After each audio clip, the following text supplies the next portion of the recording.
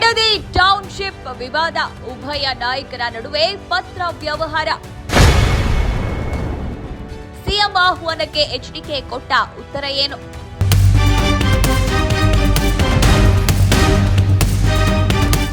Bidadi township ಯೋಜನೆ ಕುರಿತು ಚರ್ಚಿಸಲು ಮುಖ್ಯಮಂತ್ರಿ ಡಿಕೆ ಶಿವಕುಮಾರ್ ಅವರು ಕೇಂದ್ರ ಸಚಿವ ಎಚ್ಡಿ ಕುಮಾರಸ್ವಾಮಿ ಅವರನ್ನ ವಿಧಾನಸೌಧಕ್ಕೆ ಆಹ್ವಾನಿಸಿದ ಬೆನ್ನಲ್ಲೇ ರಾಜಕೀಯವಾಗಿ ಹೊಸ ತಿರುವು ಸಿಕ್ಕಿದೆ. ವಿಧಾನಸೌಧದಲ್ಲಿ ಚರ್ಚೆ ನಡೆಸುವುದರಿಂದ ಪ್ರಯೋಜನವಿಲ್ಲ ಎಂದು ಹೇಳಿರುವ ಕುಮಾರಸ್ವಾಮಿ, ಯೋಜನೆಯಿಂದ ಬಾಧಿತರಾಗಿರುವ ರೈತರ ಸಮ್ಮುಖದಲ್ಲೇ ರಾಮನಗರ ಜಿಲ್ಲೆಯ ಬೈರಮಂಗಲದಲ್ಲಿ ಬಹಿರಂಗ ಚರ್ಚೆ ನಡೆಸೋಣ ಎಂದು ಸಿಎಂಗೆ ಪ್ರತಿ ಸವಾಲು ಹಾಕಿದ್ದಾರೆ. ಸವಾಲು ಬೇರೆ ಆಗ್ತಾ ಇದ್ರು, ಬರಲಿ ವೇದಿಕೆ ಮೇಲೆ ಎಲ್ಲ ಮಾಡ್ತೀವಿ ಅಂತ, ಬನ್ನಿ ಬೈರಮಂಗಲಕ್ಕೆ ಹೋಗೋಣ. ನಿಜಕ್ಕೂ ರೈತರು ಒಪ್ಪಿದ್ದಾರೆ, ಇಲ್ಲಿ ಮಾಡಬಾರದು ಮಾಡಿದ್ದೀರಿ. ಅದೇನು MLA ಹೋಗ್ಬಿಟ್ಟು ಚೆಕ್ ಕೊಡೋದು ಉಂಟಾ? ಇದ್ಯಾವಾಗಲಿಂದ ಈ ಹೊಸ ಕಾನೂನು ತಂದ್ರಿ?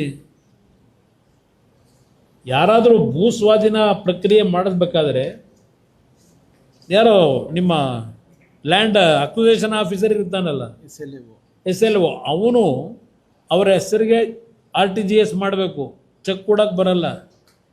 ಸಿಎಂ ಬರೆದ ಪತ್ರದಲ್ಲೇನಿದೆ?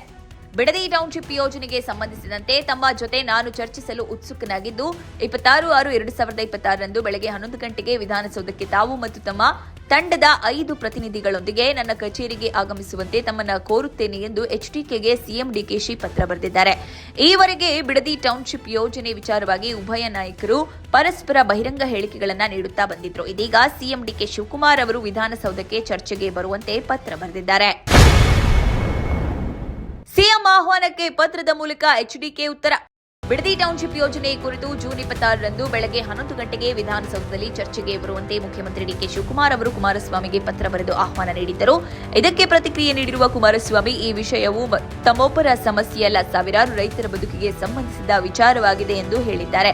ಹೀಗಾಗಿ 4 ಗೋಡೆಗಳ ನಡುವೆ ಸಭೆ ನಡೆಸುವುದಕ್ಕಿಂತ ನೊಂದ ರೈತರ ನಡುವೆ ತೆರಳಿ ಚರ್ಚೆ ನಡೆಸುವುದು ಸೂಕ್ತ ಎಂದಿದ್ದಾರೆ. ಬೈರಮಂಗಲದಲ್ಲೇ ಮುಕ್ತ ಚರ್ಚೆಗೆ ಒತ್ತಾಯ. ಈ ಕುರಿತು ಸಾಮಾಜಿಕ ಜಾಲತಾಣ ಎಕ್ಸ್ನಲ್ಲಿ ಪೋಸ್ಟ್ ಮಾಡಿರುವ ಕುಮಾರಸ್ವಾಮಿ, ನೊಂದ ರೈತರು ಹಗಲಿರುಳು ಪ್ರತಿಭಟನೆ ನಡೆಸುತ್ತಿರುವ ಬೈರಮಂಗಲದಲ್ಲಿ ಬಹಿರಂಗವಾಗಿ ಚರ್ಚೆ ನಡೆಯುವುದು ನ್ಯಾಯೋಚಿತ ಎಂದು ಹೇಳಿದ್ದಾರೆ. ಬಿಡದಿ ಟೌನ್ಶಿಪ್ ಯೋಜನೆಯಿಂದ ರೈತರು, ಗ್ರಾಮಸ್ಥರು ಹಾಗೂ ಸ್ಥಳೀಯ ಜನರ ಮೇಲೆ ಆಗಬಹುದಾದ ಪರಿಣಾಮಗಳ ಕುರಿತು ಅವರ ಸಮ್ಮುಖದಲ್ಲೇ ಚರ್ಚೆ ನಡೆಯಬೇಕು ಎಂದು ಅವರು ಒತ್ತಾಯಿಸಿದ್ದಾರೆ. ಮುಖ್ಯಮಂತ್ರಿ ಸೂಚಿಸಿರುವ ಜೂನ್ 26ರ ದಿನಾಂಕದಂದು ಪೂರ್ವ ನಿಗದಿತ ಕಾರ್ಯಕ್ರಮಗಳಿರುವುದರಿಂದ ಚರ್ಚೆಗೆ ಹಾಜರಾಗಲು ಸಾಧ್ಯವಿಲ್ಲ ಎಂದು ಕುಮಾರಸ್ವಾಮಿ ತಿಳಿಸಿದ್ದಾರೆ. ಅದರ ಬದಲು ಜೂನ್ 27ರಂದು ಯಾವುದೇ ಸಮಯದಲ್ಲಿ ಬೈರಮಂಗಲದಲ್ಲಿ ಸಭೆ ಆಯೋಜಿಸಿದರೆ ತಾವು ಭಾಗವಹಿಸಲು ಸಿದ್ಧ ಎಂದು ಪತ್ರದಲ್ಲಿ ಉಲ್ಲೇಖಿಸಿದ್ದಾರೆ.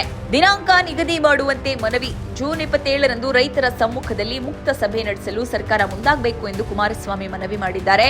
ಮುಖ್ಯಮಂತ್ರಿ ಆ ದಿನದ ಸಮಯವನ್ನು ನಿಗದಿ ಮಾಡಿ ತಿಳಿಸುವರೆಂದು ನಿರೀಕ್ಷಿಸುವುದಾಗಿ ಅವರು ಹೇಳಿದ್ದಾರೆ. ಬಿಡದಿ ಟೌನ್ಶಿಪ್ ಯೋಜನೆ ವಿಚಾರವಾಗಿ ಈಗಾಗಲೇ ರಾಜಕೀಯ ಆರೋಪ ಪ್ರತ್ಯಾರೋಪಗಳು ಜೋರಾಗಿದ್ದು, ಸಿಎಂ ಆಹ್ವಾನ ಮತ್ತು ಕುಮಾರಸ್ವಾಮಿ ಪ್ರತಿಕ್ರಿಯೆಯಿಂದ ಈ ವಿವಾದ ಮತ್ತಷ್ಟು ಚರ್ಚೆಗೆ ಗ್ರಾಸವಾಗಿದೆ.